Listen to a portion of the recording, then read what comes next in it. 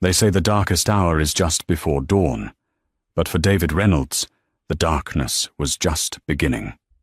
He walked through his front door at 6 a.m., smelling like cheap perfume and another woman's secrets, expecting a shower and a lie. What he found instead was a silence so loud it shattered his life. No screaming wife, no packed bags, just a single manila envelope sitting on the kitchen island, and a realization that while he was out playing games, his wife, Sarah, had been winning the war. Stick around, because this isn't just a divorce story. It's a masterclass in revenge. The distinct metallic click of the deadbolt sliding back echoed through the foyer of the sprawling colonial house in Chestnut Hill. It was 6:14 a.m. on a Tuesday. The sky outside was a bruised purple, threatening rain, the kind of heavy, humid morning that made your clothes stick to your skin. David Reynolds stepped inside, closing the door with a practiced softness. He held his breath, listening.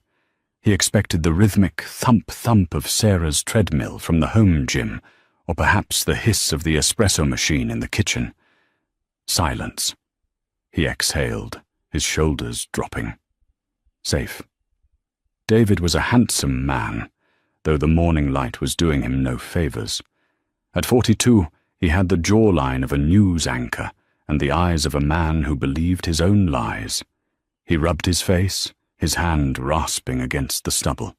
He smelled of stale gin, the distinct, cloying vanilla scent of Jessica's body lotion, and the underlying metallic tang of guilt, though he had long ago learned to suppress that last one. "Sarah," he called out, his voice a cracked whisper. He cleared his throat. "Sarah? You up?" He moved toward the kitchen, his Gucci loafers making no sound on the hardwood. He was already rehearsing the script. The deal ran late. The clients wanted to go to that cigar bar downtown. My phone died. I didn't want to wake you when I got in at 3, so I crashed in the guest room. Wait, no, I just got home. He needed to be careful. He pushed open the swinging door to the kitchen. It was a masterpiece of modern design. Carrara marble, Viking appliances, an island the size of a small boat. It was the kitchen Sarah had designed 3 years ago, arguing over grout colors with the contractor, Tony, while David checked his watch and texted his first mistress, a paralegal named Courtney. The kitchen was pristine. Too pristine. Usually there was a half-empty mug of herbal tea near the sink, a chaotic stack of mail on the counter. Sarah's iPad propped up with the morning news. Today, the surfaces were bare, except for the island. Right in the center of the marble expanse sat a single object, a thick, yellow manila envelope. David frowned. He walked over, his footsteps feeling heavy now. He saw a set of keys next to the envelope. Her keys, the ones with the little leather fob he'd bought her in Florence 5 years ago. Next to the keys was her wedding ring.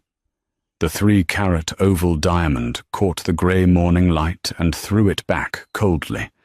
His stomach did a slow, sickening flip. "Sarah!"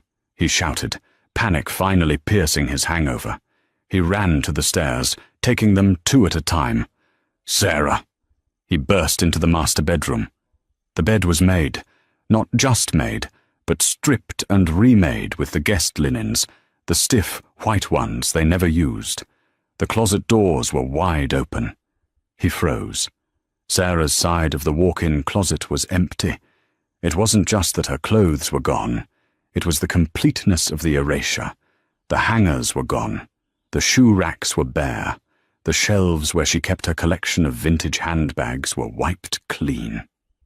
Even the smell of her, that subtle mix of lavender and rain, seemed to have been scrubbed from the air. He rushed to the bathroom. Her vanity was cleared. No toothbrush, no serums, no hairbrush with stray blonde strands. She hadn't just left. She had uninstalled herself from his life. David ran back downstairs, his heart hammering against his ribs like a trapped bird. He snatched up the yellow envelope on the kitchen island. It wasn't sealed. He pulled out the stack of documents. The paper was heavy. Legal bond. The header at the top was bold and uncompromising. Superior Court of Massachusetts. Petition for dissolution of marriage. Jenkins vs. Reynolds. Attached to the front was a handwritten note. It wasn't written on stationery. It was written on the back of a receipt from the Gilded Lily, the boutique hotel downtown. The timestamp on the receipt was 11:30 p.m. last night. The note read, "I hope she was worth half your company, David. Don't bother looking for me. Speak to Mr. Sterling." Zess. David stared at the receipt. The Gilded Lily. His blood ran cold. That was where he had been last night. That was where he had been with Jessica.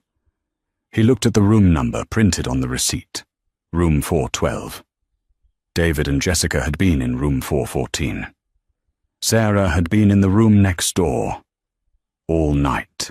To understand how Sarah Jenkins, a woman known for her patience, her soft voice, and her charity galas, executed a disappearance worthy of a spy novel, you have to go back 6 months. The marriage hadn't exploded all at once. It had eroded, like a cliff face battered by the sea. They had been married for 12 years. They had met at UPenn. David was the charismatic business major with big dreams and empty pockets. Sarah was the quiet art history major whose grandfather happened to have founded Jenkins Logistics, a shipping empire that moved goods across the entire eastern seaboard. David always claimed he didn't know about the money until after the second date. Sarah chose to believe him. 6 months ago, the dynamic shifted. David had finally secured the CEO position at his own tech consultancy firm, Vector and Void, a company built largely on the seed capital Sarah had loaned him and later forgave. Success made David bold. Boldness made him careless. It started with the phone, the classic sign. He began taking it into the bathroom. He changed the passcode. When Sarah asked to borrow it to Google a recipe one evening, he practically tackled her to snatch it back. "It's work confidential, Sarah. You know we're dealing with sensitive IP," he had snapped, his face flushing a mottled red. Sarah had just nodded, stirring the risotto. "Okay, David. I'm sorry." But Sarah wasn't sorry. She was observant. The next week they attended a gala for the Boston Symphony Orchestra. David was preening in his tuxedo, holding court with a group of potential investors. Sarah stood by his side, the perfect corporate wife, smiling until her cheeks ached. That's when she walked up. "David, I didn't know you'd be here." The woman was young, perhaps 26, sharp features, hungry eyes, and a red dress that cost more than David's first car. "Jessica," David said. His voice dropped an octave, a physiological reaction he couldn't control. "Sarah, this is Jessica Miller. She's the new aggressive sales lead we hired." "A pleasure," Jessica said, extending a hand. Her grip was firm, her nails manicured into sharp talons. She didn't look at Sarah. She looked through Sarah. "Jessica has been instrumental in the new merger," David added, nervous energy radiating off him. "Oh, David is too kind," Jessica purred, placing a hand on David's forearm. She left it there a second too long. "He's the genius. I'm just along for the ride." Sarah saw it. The electricity. The way David leaned into her touch instead of pulling away. The way Jessica's eyes flickered to David's lips when he spoke. It wasn't just a flirtation. It was an established intimacy. Sarah didn't make a scene. She didn't throw her wine in Jessica's face. She simply took a sip of her Pinot Grigio and smiled. "It's lovely to meet you, Jessica," Sarah said. "David speaks so highly of his team." Later that night, in the car ride home, David was euphoric. "Did you see how impressed the Peterson brothers were? We're going to close that deal, Sarah. We're going to be billionaires." "That's wonderful, honey," Sarah said, staring out the window at the passing streetlights. "You're quiet," David noted, loosening his tie. "You okay?" "Just tired," she lied. She wasn't tired. She was calculating. The next day, Sarah did something she had promised herself she would never do. She didn't snoop through his phone. She didn't follow him. She called her grandfather's old lawyer, Arthur Sterling. Arthur was 70 years old, a man who wore three-piece suits in July and scared other lawyers simply by clearing his throat. He had managed the Jenkins Family Trust for 40 years. He loved Sarah like a daughter, and he had never trusted David. "Sarah, my dear," Arthur's gravelly voice came over the line. "To what do I owe the pleasure?" "Arthur," Sarah said, her voice steady, "I need you to look into something for me. Financially." "Is it David?"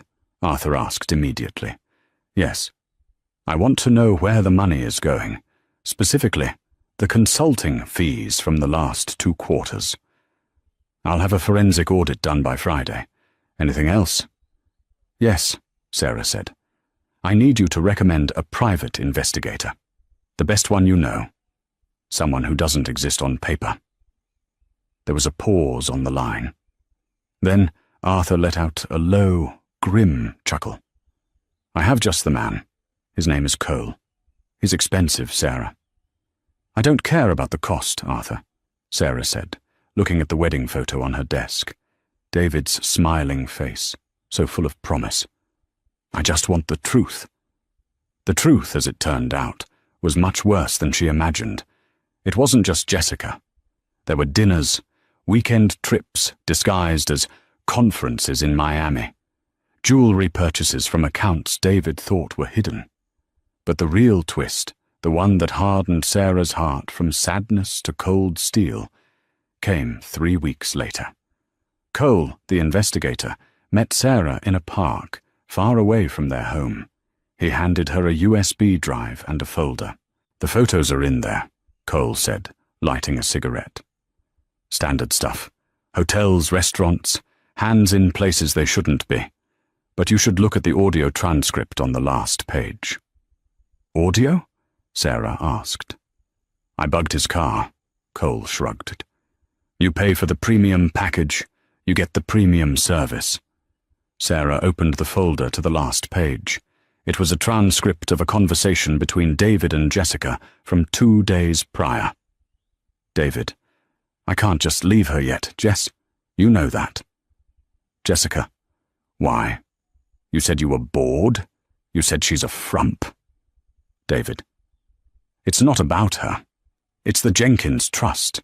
Her grandfather set it up so that on her 40th birthday, which is in 6 months, the full control of the logistics fleet transfers to her. If I'm still her husband, I get a seat on the board. I get access to the shipping lanes for Vector and Void." "Jessica, and once you have the seat?" "David, then I file. I take half her assets. I keep my board seat, and you and I retire to Como, but I have to play the loving husband until October." "Jessica, ugh, fine. But you better buy me something nice for waiting." Sarah read the words twice. The wind rustled the leaves around her, but she felt completely still. He wasn't just cheating on her. He was farming her. He was waiting to harvest her inheritance and then discard her like a husk. She closed the folder. She didn't cry. The time for tears was over. She looked at Cole. "Keep watching him. I need to know his schedule for the next month, every minute." "What are you planning, Mrs. Reynolds?" Cole asked, raising an eyebrow. Sarah stood up, smoothing her skirt. "My 40th birthday is in October. That gives me 5 months. To fix it?" "No," Sarah said, her eyes turning to ice. "To burn it all down." For the next 4 months, the Reynolds household became a theater, and Sarah was giving an Academy Award-winning performance. David grew more arrogant by the day. He stopped hiding his phone. He came home smelling of perfume more often, offering lazy excuses like, "I hugged a client's wife, hello." He was so confident in his plan, waiting for Sarah's 40th birthday to seize the board seat, that he didn't notice the subtle shift in the atmosphere. He didn't notice that Sarah had stopped asking about his day. He didn't notice that the vintage wine collection in the cellar was slowly thinning out, bottle by bottle. Sarah was busy. Her days were no longer filled with charity luncheons or yoga. They were filled with war rooms. She spent her afternoons in the mahogany-panelled office of Arthur Sterling. The forensic audit had returned, and it was a bloodbath. David had siphoned nearly $400,000 from their joint accounts into a shell company called JMR Holdings, Jessica Miller Reynolds. He had already named the shell company after his mistress using his last name. That level of disrespect didn't just sting, it clarified everything. "He's sloppy," Arthur said one Tuesday afternoon, sliding a thick document across his desk. "He thinks he's a shark, but he's a goldfish in a shark tank." He forgot that the initial seed money for Vector and Void was structured as a convertible note, not a gift. Sarah picked up the document. "Explain it to me like I'm 5, Arthur." Arthur smiled, a shark-like grin that suited him. "It means, my dear, that you don't just own the debt of his company. Because he missed 3 interest payments last year, which he hid from you, you have the right to convert that debt into equity, controlling equity." "I can take his company?" Sarah asked, her voice quiet. "You can take 60% of it," Arthur corrected.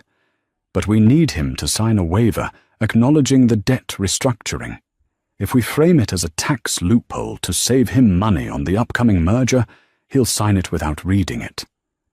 Men like David never read the fine print when they think they're saving a buck." The trap was set. Now, Sarah had to bait it. That evening, Sarah prepared David's favorite meal, cedar plank salmon with asparagus. She dressed in a soft cashmere sweater, poured him a glass of the 96 Cabernet he loved, and waited. David came in at 8 or 9 p.m., flushed and manic. "Big day, Sarah, huge day.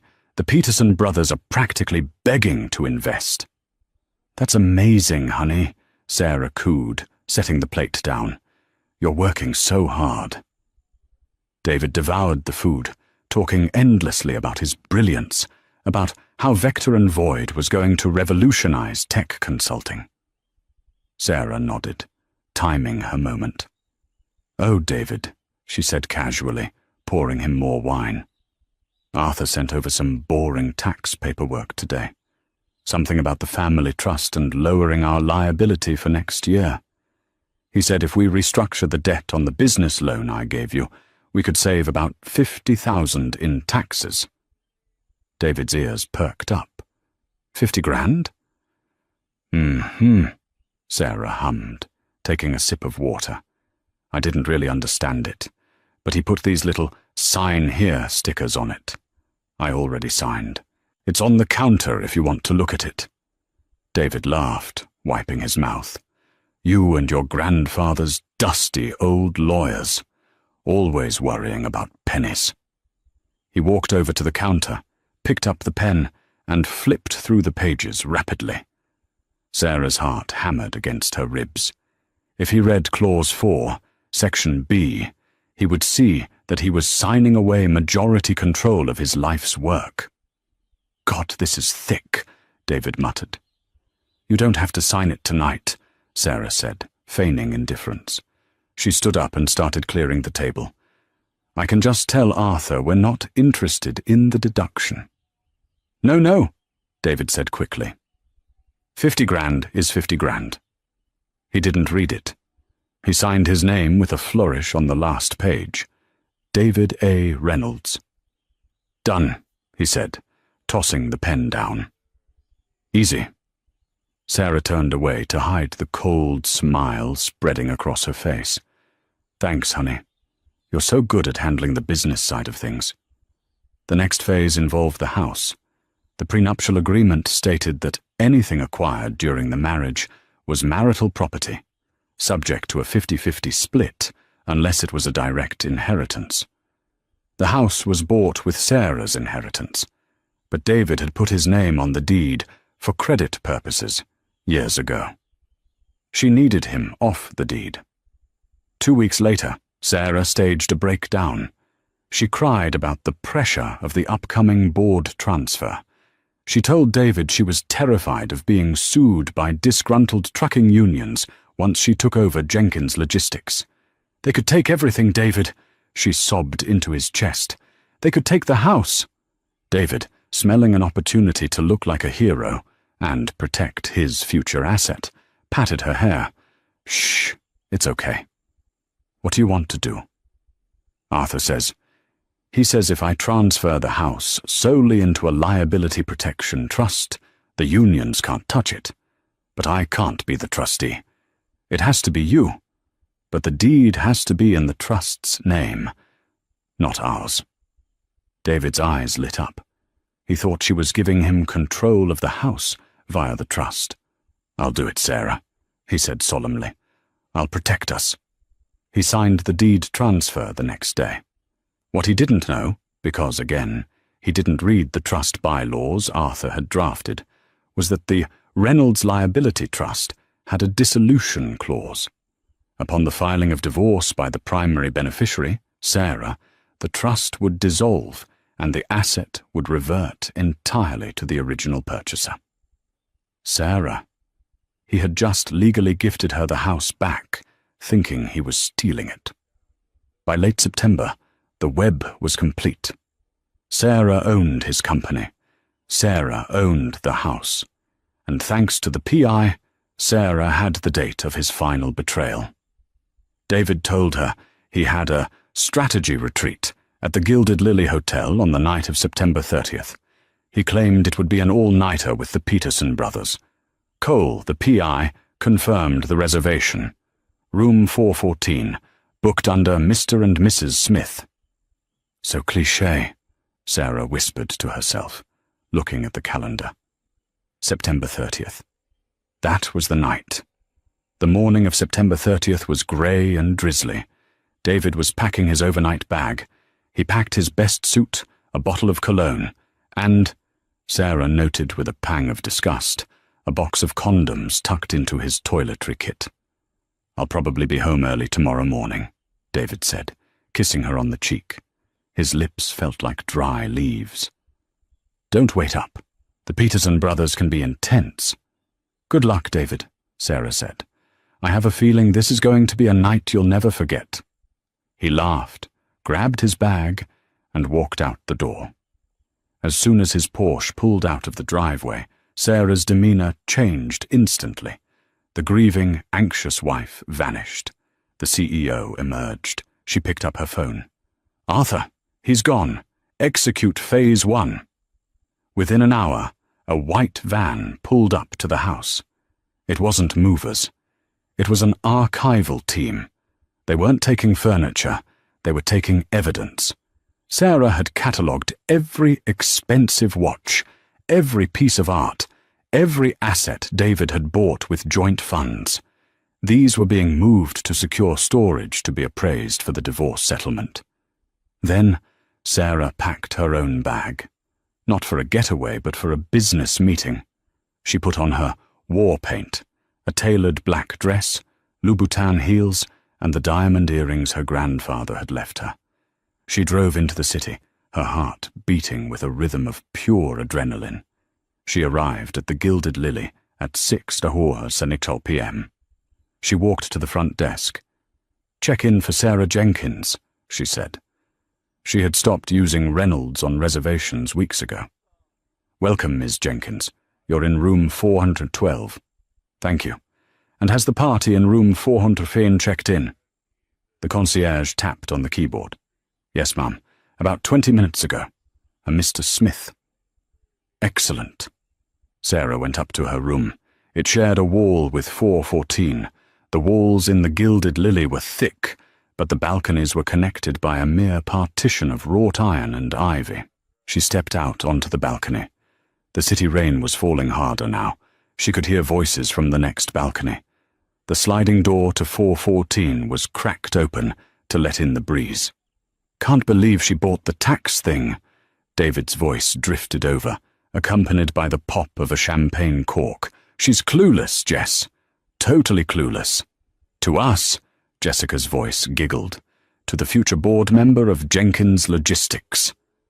"To us," David toasted. "And to finally getting rid of the dead weight." Sarah stood in the shadows of her balcony, listening. A month ago, this would have destroyed her. Now, it just confirmed she was doing the right thing. She went back inside room 412. There was a knock at her door. She opened it to reveal 3 men in suits. One was Arthur Sterling. The other 2 were the Peterson brothers, the very men David thought he was meeting with, or rather, lying about meeting with, were standing in Sarah's room. "Gentlemen," Sarah said, gesturing for them to enter. "Thank you for coming. Mrs. Reynolds, or should I say, Ms. Jenkins," the elder Peterson, a gruff man named Thomas, began. "Your lawyer said you had a counteroffer regarding Vector and Void?" "I do," Sarah said, sitting down and crossing her legs. "As of 2 weeks ago, I am the majority shareholder of Vector and Void. I hold 60% of the equity." She slid the papers David had signed across the coffee table. The Peterson brothers looked at the documents, then at each other. "David has been pitching you a merger," Sarah continued, her voice calm and authoritative. "He wants to sell you the company for $20 million. But David doesn't own the company. I do." "And what is your pitch?" Thomas Peterson asked, intrigued. "I don't want $20 million, Sarah said. "I want to liquidate. I'm willing to sell you the IP, the client list, and the software patents for $10 million. A fire sale. But the deal has to be signed tonight." The Peterson brothers' eyes widened. It was a steal. They would acquire the tech for half its value. "Why?" the younger brother asked. "Why undercut your own husband?" "Ex-husband," Sarah corrected. "And let's just say, I'm cleaning house." "Where is David now?" Thomas asked. "He told us he was in New York." Sarah smiled, a tight, dangerous smile. She pointed a manicured finger at the wall behind her. "He's in the next room, cheating on me with his assistant, spending money he no longer has." The room went silent. The Peterson brothers looked at the wall, then back at Sarah with a mixture of shock and newfound respect. In the business world, information was currency, and Sarah just proved she was the richest person in the room. "We'll sign," Thomas said, pulling out a pen. By 9:02 p.m., the deal was done. Sarah had sold David's company out from under him while he was drinking champagne 10 feet away. The funds were wired directly into a trust account David couldn't touch. Vector and Void was no longer his. He was the CEO of a shell, an empty box. Arthur packed up the papers. "You're a cold woman, Sarah," he said, but his eyes were shining with pride. "Your grandfather would have loved this." "I'm not done, Arthur," Sarah said. She took the receipt from her room service, a pot of tea and a club sandwich, and flipped it over. She wrote the note. "I hope she was worth half your company, David. Don't bother looking for me. Speak to Mr. Sterling. Or, Arthur, I need you to ensure this gets onto the kitchen island at the house before 6 a.m. I have a flight to catch." "Where are you going?" "Paris," Sarah said. "I have a new life to start, and David has a very bad morning ahead of him." She waited until midnight. She heard the sounds from room 414 die down. She walked out into the hallway, slipped the "Do Not Disturb" sign onto their door handle just to be petty, and took the elevator down to the lobby. As she stepped out into the cool night air, she felt lighter than she had in years. She didn't look back at the hotel window. She got into the waiting town car. To the airport, please, she told the driver. Back in room 414, David slept the sleep of the ignorant, unaware that he was no longer a CEO, no longer a homeowner, and no longer a husband. He was a ghost, and he wouldn't know it until the sun came up. David stared at the note on the kitchen island until the words blurred into meaningless black squiggles. Speak to Mr. Sterling. Panic, cold and sharp, finally pierced through the fog of his hangover. He fumbled for his phone, his fingers trembling so badly he dropped it twice before dialing Jessica. She answered on the fourth ring, her voice groggy and irritated. David, it's 6:30 in the morning. We just left each other 5 hours ago. She knows, David rasped. Jessica, she knows everything. She's gone.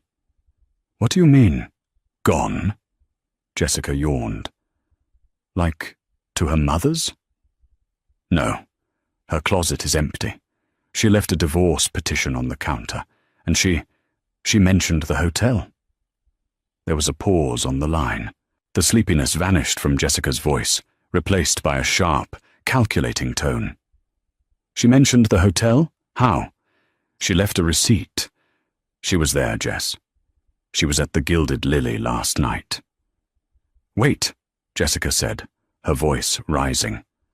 If she knows, David, what about the board seat? What about the money? You said you needed to stay married until October. I don't know, David shouted, the sound echoing in the empty, silent kitchen. I need to get to the office. I need to check the accounts. Meet me there in an hour. I have a dentist appointment, Jessica lied smoothly. Jessica, this is serious. Call me when you fix it, David, she said, and the line went dead. David swore and sprinted to the garage. He hammered the button for the garage door opener. Nothing happened. He pressed it again. Still nothing. He ran to the wall panel. Dead. What the hell? He muttered. He tried to manually lift the heavy cedar door, straining until his back popped, but the electronic lock was engaged. He was trapped in his own house. He had to exit through the front door and call an Uber, standing on the curb of his multi-million-dollar estate in yesterday's wrinkled suit, looking like a discarded party favor. When he finally arrived at the Vector and Void headquarters, a sleek glass building in the financial district, it was 7:45 a.m. He marched toward the turnstiles, ready to do damage control. He slapped his badge against the reader. Beep, beep. Red light. Access denied. He tried again. Beep, beep. Hey, Jerry, David shouted at the security guard, a man he had ignored every morning for 3 years. There's something wrong with the gate. Let me in. Jerry didn't look up from his monitor. He pressed a button on his desk, and the glass doors to the lobby slid open, but not to let David in. 2 large men in dark, tactical uniforms stepped out. David Reynolds? One of them asked. Yes, I'm the CEO of this company. Get out of my way. Not anymore, sir, the guard said calmly. We have orders to escort you off the premises. Your personal effects have already been mailed to your residence. Escort me? David laughed, a high-pitched, hysterical sound. I built this place. I own it. The elevator doors behind the security desk pinged open. Thomas Peterson stepped out.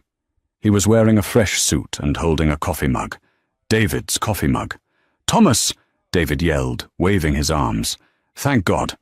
Tell these gorillas who I am. We have a deal to sign, right? The merger? Thomas Peterson walked over to the glass partition. He looked at David with a mixture of pity and disdain. There is no merger, David, Thomas said, his voice muffled by the glass, but clearly audible. We bought the assets last night from the majority shareholder. Majority shareholder? That's me. No, Thomas shook his head. It was Miss Jenkins, Sarah. She held the debt, David. You signed the conversion paperwork 2 weeks ago. tax loophole, remember? The memory hit David like a physical blow. The dinner, the wine, Sarah's sweet smile as she handed him the boring tax documents. 50 grand is 50 grand, he had said. He hadn't saved 50 grand. He had signed away a company valued at $40 million. She can't do that, David stammered, gripping the turnstile. That's fraud.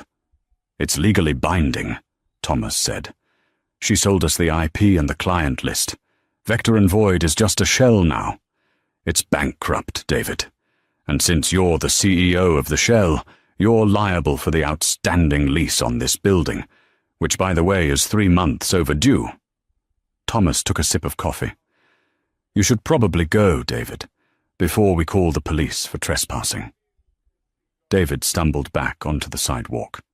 The morning rain had started again. He stood there, wet and shivering, people rushing past him with umbrellas. He had no car, no office, no company. His phone buzzed. It was an email from Arthur Sterling.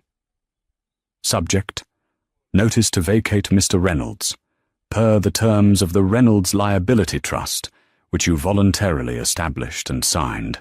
The dissolution of the marriage triggers the immediate reversion of the property at 14 Oak Lane to the original purchaser, Sarah Jenkins. You have 48 hours to vacate the premises.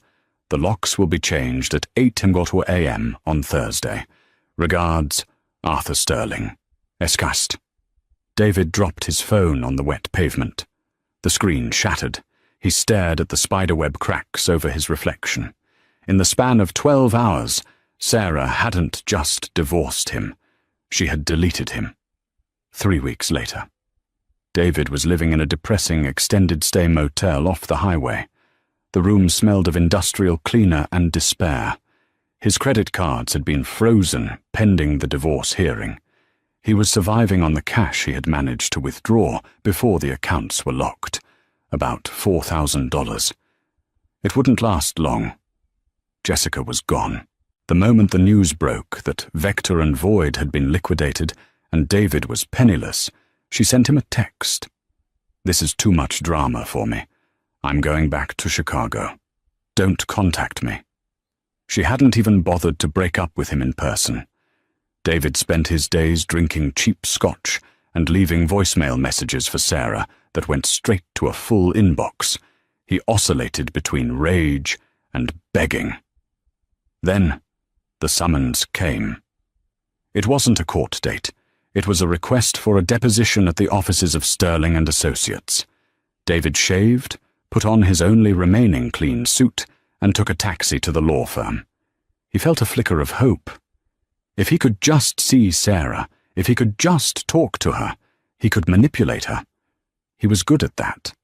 He would play the victim. He would cry. Sarah had a soft heart. She would cave. He walked into the conference room.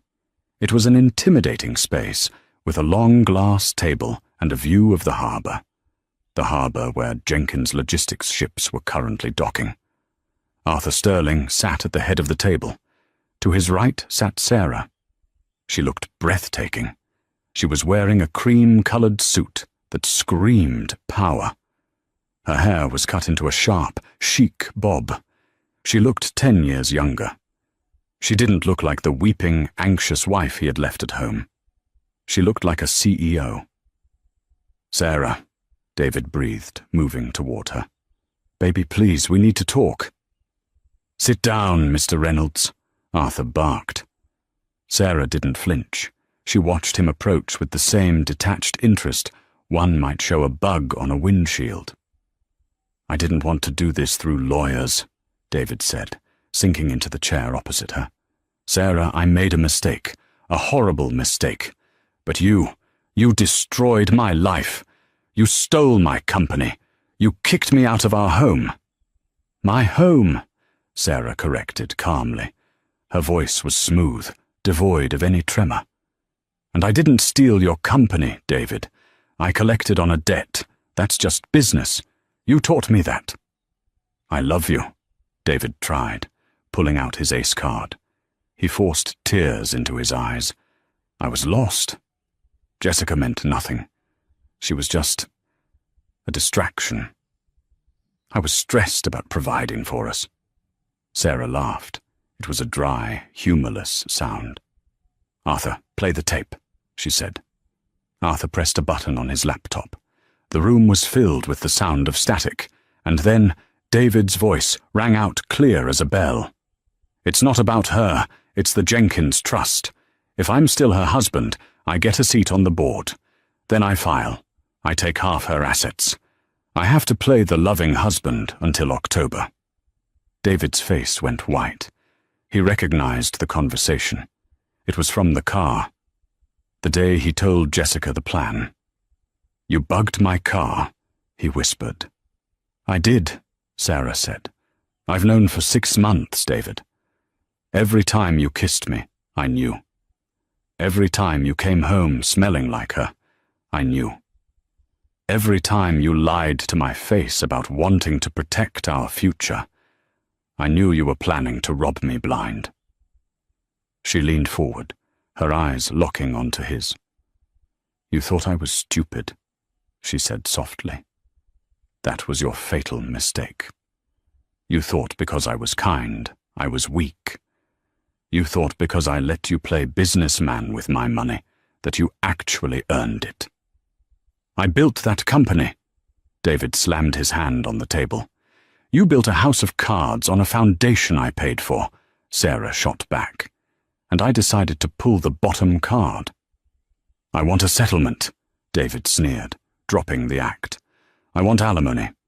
I was accustomed to a certain lifestyle. You can't just leave me with nothing.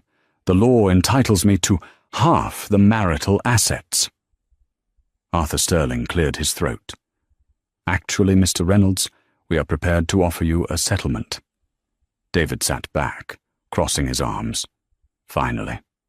Let's hear it. 5 million?" Arthur slid a single piece of paper across the table. "This is a check for 25,000, Arthur said. "Is this a joke?" David spat. "No," Sarah answered. "It's a kindness. According to the forensic audit, you embezzled nearly $400,000 from our joint accounts to fund your affair. Legally, I could have you prosecuted for fraud and theft. I could send you to prison, David." David froze. "However," Sarah continued, standing up and smoothing her jacket, "I don't want to spend the next 2 years in court battles with you. I want you gone. This $25,000 is for you to start over. Somewhere else. If you sign the divorce papers today, you get the check and I won't press charges. If you fight me, I will spend every penny of my inheritance making sure you end up in a cell." She looked at him with absolute finality. "Take the deal, David. It's more than you deserve." David looked at the check. Then he looked at Sarah. He searched for a trace of the woman who used to make him coffee and listen to his dreams. She wasn't there. He realized then that he was completely outmatched. He had been playing checkers while she was playing 4D chess. With a shaking hand, he picked up the pen. He signed the divorce papers. Arthur snatched the papers away immediately. Sarah placed the check on the table. "Goodbye, David," she said. She turned and walked toward the door. "Sarah," David called out, his voice cracking. She paused, her hand on the door handle. She didn't turn around. "Was it all a lie?" he asked. "The last 12 years?" Sarah looked at the doorframe. "The first 6 years were the best of my life," she said softly. "The last 6. I was just waiting for you to be the man I thought you were. But he never showed up." She opened the door and walked out, leaving David alone in the glass room with a check for 25,000 and the silence of a life thoroughly dismantled. 1 year later, the October wind whipped through the streets of Boston, carrying the scent of roasted chestnuts and exhaust fumes. It was the same kind of grey, heavy day as the one where David Reynolds had come home to an empty closet. But for Sarah Jenkins, The weather was the only thing that hadn't changed. Sarah stood on the balcony of the Jenkins Logistics headquarters. The office was on the 40th floor, overlooking the harbor, where giant cranes were loading shipping containers onto a vessel painted in her company's signature deep blue. She took a sip of her espresso. It was 8 a.m., and she had already closed a deal with a European distributor that would increase their quarterly revenue by 15%. Ms. Jenkins? Sarah turned. Her new assistant, a sharp young man named Leo, stood in the doorway holding a tablet. The car is ready for the Women in Business Summit, and Mr. Sterling is on line 1. Put Arthur through, Sarah said, walking back to her desk, a slab of reclaimed wood that looked far more imposing than the marble island she used to cry over. Sarah, Arthur's voice boomed over the speakerphone. I just wanted to congratulate you. The stock price hit an all-time high this morning. We worked hard for it, Arthur. Sarah smiled. How are you enjoying retirement? I'm bored to tears. I might come back just to annoy you. By the way, I thought you should know. A discrepancy popped up in the final tax audit for the dissolution of the Reynolds Trust. It's settled now, but it required us to track down Mr. Reynolds for a signature. Sarah's hand paused over her laptop. She hadn't said his name in months. And? He's in Ohio, Sarah. He's working as a regional sales rep for a paper supply company. He's living in a studio apartment. He signed the papers without reading them. Old habits die hard. Sarah felt a strange sensation in her chest. It wasn't pity. It wasn't joy. It was simply indifference. The man who had once been the sun around which her entire world orbited was now just a signature on a tax form in Ohio. Thank you, Arthur, she said. I have to run. I'm keynoting the summit. Go get 'em, Tiger, the old lawyer chuckled. Sarah grabbed her coat. As she walked out, she caught her reflection in the glass doors. She wore the Patek Philippe watch she had bought for herself last month, the exact model David had always drooled over but couldn't afford. It looked better on her. Meanwhile, in Columbus, Ohio, David Reynolds sat in a grey cubicle that smelled of stale coffee and carpet cleaner. His tie was cheap polyester, and it was choking him.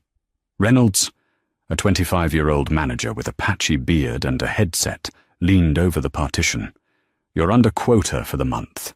If you don't move 500 units of copy paper by Friday, we're going to have a conversation about your future here. I'm working on it, Kyle, David muttered, his jaw tight. The leads are weak. The leads are fine. You're just not closing. Kyle snapped, popping a piece of gum. Get on the phones. David stared at the phone. He hated the phone. Every time it rang, he hoped it was a mistake. He hoped it was a recruiter telling him Vector and Void was back, that it was all a bad dream. But Vector and Void was gone. The Peterson brothers had stripped it for parts and merged the tech into their own systems. David's reputation in Boston was radioactive. No one would hire a CEO who had been outmaneuvered so publicly by his wife. He had burned through the $25,000 settlement in 3 months, trying to maintain his lifestyle, buying rounds of drinks for women who looked like Jessica, but left as soon as the credit card was declined. Jessica. He had looked her up once. She was married now to a dermatologist in Chicago. She posted photos of her golden retrievers and her perfect life. She never mentioned David. He was just a stepping stone she had tripped over.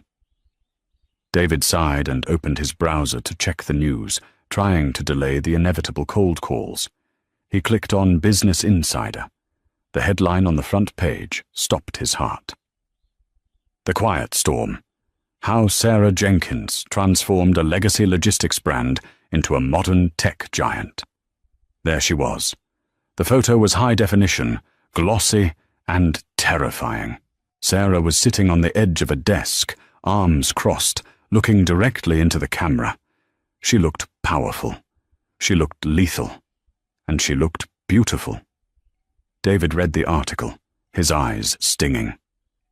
When asked about her rapid rise to success over the last year, Ms. Jenkins credits a restructuring of her personal and professional life. "I learned that dead weight slows you down," Jenkins says.